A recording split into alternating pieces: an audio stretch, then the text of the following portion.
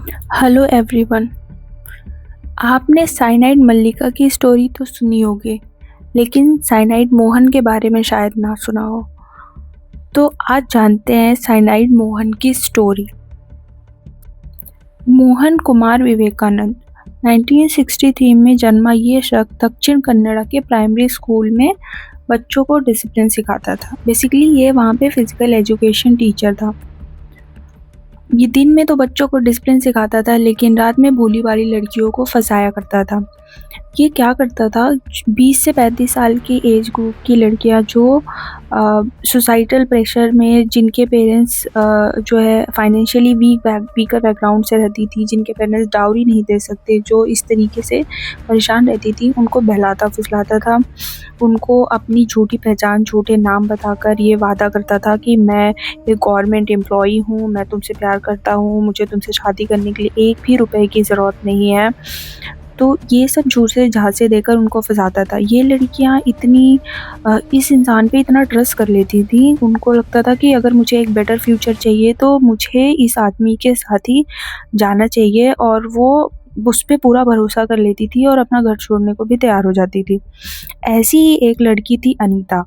अनीता भी अपने जो भी उसके घर पे शादी के लिए उसके गहने बनवाए गए थे, वो सारा कुछ लेके शादी करने के लिए एक साड़ी लेके एक दिन घर जब चली जाती है। जब वो गायब होती है तो लोग अटकलें लगाते हैं। जब उसके पेरेंट्स पुलिस स्टेशन जाते हैं तो पुलिस वाले बोलते हैं कि अरे वो भाग गई होगी।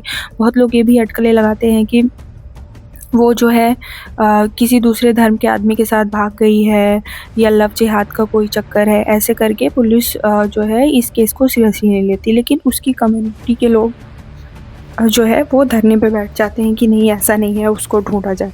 अब इस केस में क्या हो रहा था कि उस टाइम पीरियड में बहुत सारी अलग अलग सिटीज़, अलग अलग लोकेशन में वॉशरूम में लड़कियां पाई जा रही थी, जो जिनके मुंह पे झाग सा दिखता था, बट कोई भी रीज़न नहीं पता चलता था कि एक्चुअली इनके साथ क्या हो रहा है। और पुलिस ने भी कोशिश नहीं की कि इनकी ये केसेस कनेक्टेड हो सकते हैं कि उसके बारे में पता करें। उन्होंने वो क्या करते थे कि इन फीमेल्स ने खुद को सेल्फ हार्म करने की कोशिश करी है, या कोई अननेचुरल रीज़न है डेथ का, ऐसे करके ये सारे केसेस को डिसमिस कर देते थे। और उन्होंने कभी भी कोशिश नहीं की है जानने की कि ये केसेस कनेक्टेड भी हो सकते हैं।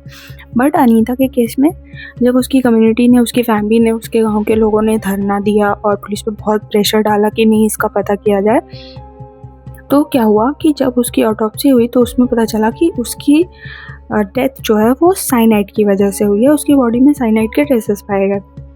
सो बेसिकली ये मोहन क्या करता था, ये जब ये लड़कियां इसके साथ जाती थी, ये उनका फ़ायदा उठाता था।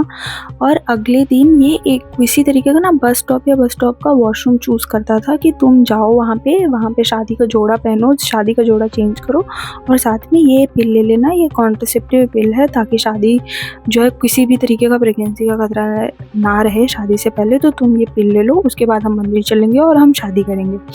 तो ये भोली भाली लड़कियां रहती थी, वो ऑलरेडी उस पर इतना ब्लाइंड ट्रस्ट करती थी कि वो वॉशरूम जाती थी, जोड़ा पहनती थी और जैसे ही वो पिल लेती थी, वो विद इन सेकंड जो है वो ख़त्म हो जाती थी। तो अब क्या होता था कि जब इसको पता रहता था तो ये तुरंत जाता था उनके पीछे से, और उनकी जो भी ज्वेलरीज, फ़ोन, जो भी उनके पास आइटम्स रहते थे जिससे इसको कुछ भी मॉनेटरी बेनिफिट मिल सकता है, ये वो सब चुरा के वहाँ से गायब हो जाता था। और अब ये क्योंकि ये 20 से भी ज़्यादा केसेस कर चुका था ऐसे, 20 तो ऑफिशियली जो है डॉक्यूमेंटेड है, पर उस पर ऐसा अनुमान है कि उससे भी ज़्यादा मर्डर कर चुका था। तो ये इसके लिए एक रूटीन वर्क हो गया था। इसको कोई फ़र्क नहीं पड़ता था, ये जाता था, चीज़ें कलेक्ट करता था और वहाँ से गायब हो जाता था। पर मोहनदास से सबसे बड़ी चूक ये हो गई थी कि अनीता का फ़ोन उसने अपने भांजे को दे दिया था, और उसके भांजे को पता नहीं था। उसने क्या किया, उसमें अपना सिम लगाया और उस फ़ोन को यूज़ करने लगा। जब अनीता की फैमिली के दबाव में आके पुलिस ने इस केस पे काम करना शुरू किया, तो उन्होंने उसका फ़ोन ट्रेस किया और उससे वो उसके भांजे तक पहुँचे। जब वो उसके भांजे तक पहुँचे और उन्होंने पूछा कि ये फ़ोन उसको किसने दिया है, तो उसके भांजे ने बताया कि उसके अंकल हैं मोहन, उन्होंने उसको वो फ़ोन दिया है। तो इस तरीके से पुलिस जो है वो मोहन तक पहुँची, पर वो मोहन को ऐसे तुरंत अरेस्ट नहीं कर पाए। उन्होंने क्या किया, एक सुमित्रा नाम की लेडी की हेल्प ली, जो मोहन को ऑलरेडी जानती थी, और उन्होंने उसके थ्रू उसको एक बस स्टॉप पे बुलाया और वहाँ से उसको अरेस्ट किया। जब मोहन को अरेस्ट किया गया तो धीरे धीरे उसको 20 केसेस से कनेक्ट पाया गया, जिसमें उन लड़कियों की सेम मोडस ऑपरेंडी था, सेम तरीके से डेथ हुई थी, कोई ट्रेसेस नहीं थे, कोई वेपन नहीं था, कोई ज़ोर ज़बरदस्ती नहीं की गई थी, और बस वो सारी इस पे ट्रस्ट करके इसके साथ आई, इन्होंने उसको पिल दी और उनकी डेथ हो गई। बट इन सारे सिचुएशन में एक लेडी थी जो सर्वाइव कर गई थी। उस सिचुएशन में क्या हुआ था कि जब मोहन ने उसको पिल दी और उसको कहा कि तुम जाओ शादी का जोड़ा पहनो, अब वॉशरूम में जाओ और चेंज करके और ये पिल खा के आओ, तो उससे क्या हुआ कि वो पिल सॉलो नहीं कर पाई और उसकी जीभ पे वो पिल टच हुई और वो बेहोश हो गई। जब वो बेहोश हुई तो मोहन को लगा कि मेरे बाकी विक्टिम्स की तरह ये भी अब नहीं रही, तो उसने उसका जो भी ज्वेलरी, फ़ोन वोन सारा था वो चोरी करके वो वहाँ से चला गया। पर जब बस स्टॉप पे लोगों ने नोटिस किया वॉशरूम में ये लड़की बेहोश पाई गई, तो उन्होंने पुलिस को और एम्बुलेंस को कॉल किया। जब इसको हॉस्पिटल ले जाया गया तो ये इसको 5 दिन तक होश ही नहीं आया।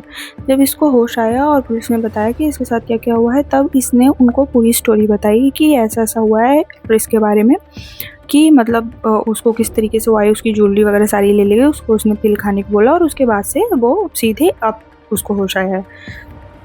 तो पुलिस को पूरे केसेस समझ आए, बाकी अनीता और जो भी केसेस थे उनका, और पिक्चर क्लियर हो गई कि okay this is how this guy works. तो अब जब वो कोर्ट में आया तो वो उसको कुछ भी रिमोर्स नहीं था, वो उल्टा स्मर्क करता था, स्माइल करता था, उसको ऐसा लगता था कि जैसे कुछ तो उसने बहुत बड़ा अचीव कर लिया है। और उसने यहाँ तक बोला कि मुझे कोई अपने डिफेंस में कोई नहीं चाहिए, मैं अपना केस खुद लड़ूंगा।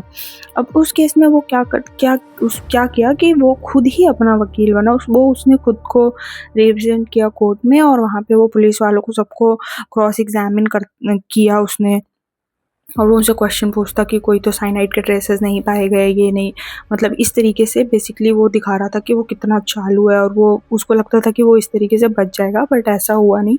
वो सारे 20 केसेस में गिल्टी पाया गया, जिसमें से 3 केसेस में तो उसको डेथ पेनल्टी भी दी गई।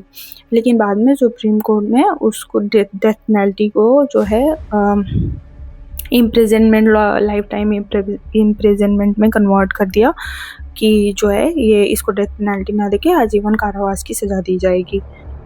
जब मोहन को पकड़ा गया था ना, उस टाइम उसके पास बहुत सारी cyanide pills, 4 mobile phone, gold jewellery, जो भी उसके विक्टिम्स थे उनकी ज्वेलरीज भी मिली थी, साथ में उसकी एक डायरी भी मिली थी जिसमें वो अपने विक्टिम्स का सारा डेटा नोट करता था, और उसमें ये भी था कि कितने लोग, कौन से, वो उन विक्टिम्स के नाम थे जिनको वो मार दिया, और उन लोगों के नाम थे जो लकीली बच गया, जिनको वो अपने झांसे में नहीं फंसा पाया। बट अभी फ़िलहाल वो जो है उसको डेथ पेनल्टी नहीं मिली, वो जेल में है। बट आप लोग क्या सोचते हो इस बारे में, बताइएगा कि क्या उसको डेथ पेनल्टी ही मिलनी चाहिए थी जो वो डिज़र्व कर रहा था, या लाइफ इम्प्रिजनमेंट ही उसके लिए ठीक है।